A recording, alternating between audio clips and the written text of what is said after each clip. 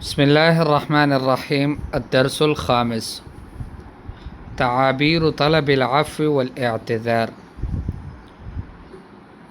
عندما نخطئ في حق أحد، نسيء إليه، نؤذيه أو نضره، ففي ذلك الوقت نطلب منه العفو ونعتذر إليه. فما هي التعابير التي يمكننا استخدامها في ذلك الوقت؟ مثلا أنا آسف على الخطأ التي أنت تريد أن تتأسف عليه، تذكر له آسف بمعنى سوري، أنا آسف على كذا وكذا، وتذكر السبب. أرجو المعذرة على أي شيء إذا تذكر. لا تؤاخذني عما بدر مني، عما بدر مني أي عما صدر مني. أي شيء فعلته أنا لا تؤاخذني عليه. المؤاخذة هي العقوبة، لا تعاقبني عليه. لا تجد في نفسك علي شيئا. أرجو أن تتجاوز عن الخطأ، تذكر مثلا أي خطأ ارتكبتها أو ارتكبته عفوا، تقول أرجو أن تتجاوز عنه عفوا. هي كلمة بسيطة وسهلة.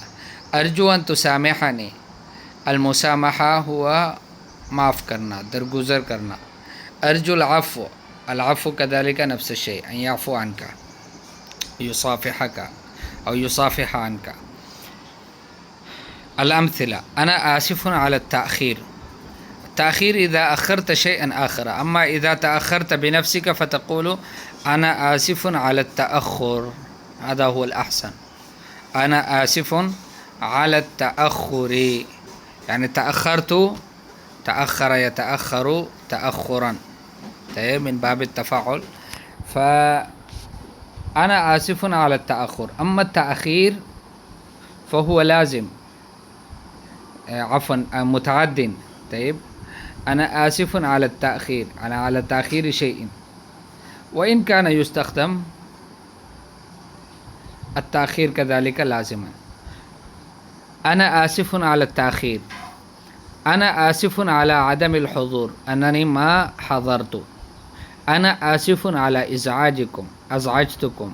الإزعاج هو تنگ کرنا، وتنگ ہونا الانزعاج. ازعجتک فانزعجت، میں نے آپ کو تنگ کر دیا تو آپ تنگ ہو گئے. تو ازعجتک فانزعجت، انزعجت. الانزعاج تنگ ہونا، و ازعاج دوسرے کو تنگ کرنا.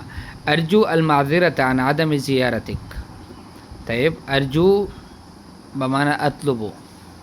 ارجو المعذرت، میں درخواست کرتا ہوں معذرت کی، یعنی کأننی اعتذر الیک، او اطلب منک الاعتذار، ان تعفو عنی، تقبل عذری. هذا معنى ارجو المعذرة عن عدم زيارتك، بأنني ما زرتك فأطلب منك المعذرة. أرجو المعذرة عن عدم مراسلتك. راسله بمعنى كتب إليه الرسالة وأرسل إليه. فراسله يعني هذا أرسل إليه وهو أرسل إلى ذلك، إلى هذا. فهذه تسمى مراسلة من باب مفاعلة. أرجو المعذرة عن عدم مراسلتك. أرجو المعذرة عن عدم عيادتك، كنت مريضا فما عدتك. أرجو أن تتجاوز. لا تؤاخذني عما بدر مني من تقصير. أي تقصير؟ التقصير هو كمي كوتاهي. فلا تؤاخذني عما بدر مني، عما صدر مني. لا تؤاخذني على ما صدر مني من تقصير. أو لا تؤاخذني عن تكرار الاتصال. يعني اتصلت بك مرارا، فلا تؤاخذني على هذا. أو لا تؤاخذني عن الحضور بعد الوقت، يعني حضرت ولكن بعد الوقت المحدد، الوقت المقرر بعده حضرت. أرجو أن تتجاوز عن زلتي. الزلة هو لغزش، والهفوة نفس الشيء، والعثرة كذلك. العثرة يعني خطأي، العثرة ٹھوکر کو بولتے ہیں، ٹھوکر.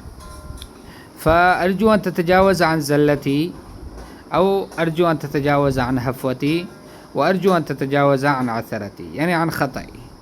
عفوا على التأخير أو على التأخر. عفوا على الإلحاح. الإلحاح هو الإصرار. عفوا على عدم الحضور.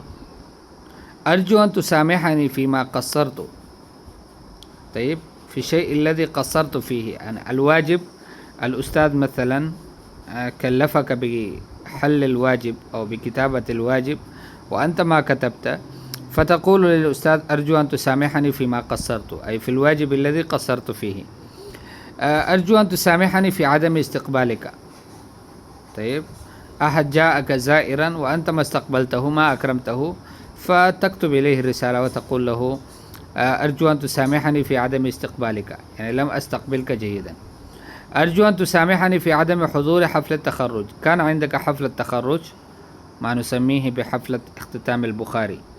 طيب، ففي تلك الحفلة أنا ما حضرت وأنت دعوتني، فتعتذر إليه، تقول له أرجو أن تسامحني في عدم حضور حفل التخرج. أرجو العفو عما وقع بيننا. الشيء الذي وقع بيننا فأرجو عليه العفو، أن تعفو ذلك الخطأ. مثلا تشاجرت معه أو ضربته أو شتمته أو أي شيء أحدثت له، فتقول له أرجو العفو عما وقع بيننا. عما وقع بيننا من سوء التفاهم، مثلا کوئی بد فہمی ہوئی ہے، ٹھیک ہے، تو آپ اس پر معذرت یوں طلب کر سکتے ہیں. أرجو العفو عن رفع صوتي أمس. يعني قبل يوم أنت رفعت صوتك على أحد وغضبت عليه، أسمعته بصوت مرتفع أو جهرا أمام الناس. طيب، فتطلب منه العفو، تقول له أرجو العفو عن رفع صوتي أمس. گزشتہ کل میری آواز اونچی ہو گئی تھی، بلند ہوئی تھی، اس پر میں معافی چاہتا ہوں.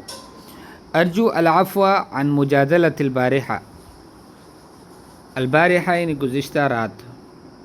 طيب، الليلة القريبة التي انصرمت قريبا، تو گزشتہ رات جو ہماری لڑائی ہوئی، جھگڑا ہوا، المجادلہ جھگڑا ہونا، اس پر میں معافی چاہتا ہوں. فكل هذه تعبيرات تستخدم لطلب العفو. طيب، وللاعتذار إلى أحد. أنا آسف على التأخر. أرجو المعذرة عن عدم زيارتك. لا تؤاخذني عما بدر من تقصير أو عما بدر مني من تقصير. أرجو أن تتجاوز عن زلتي. عفوا على التأخر. أرجو أن تسامحني فيما قصرت. أرجو العفو عما وقع بيننا. ضع تعابير طلب العفو والاعتذار في جمل من عندك. مثلا أنت تكتب من تعبيرك بعض الجمل وتعتذر إلى أحد. طيب، مثلا الطالبة تكتب يعني جمل اعتذار للآخرين أو للأخريات. طيب، وأما الطلبة أيضا يكتبون مثل هذه الجمل. طيب، بارك الله فيكم. السلام عليكم ورحمة الله وبركاته.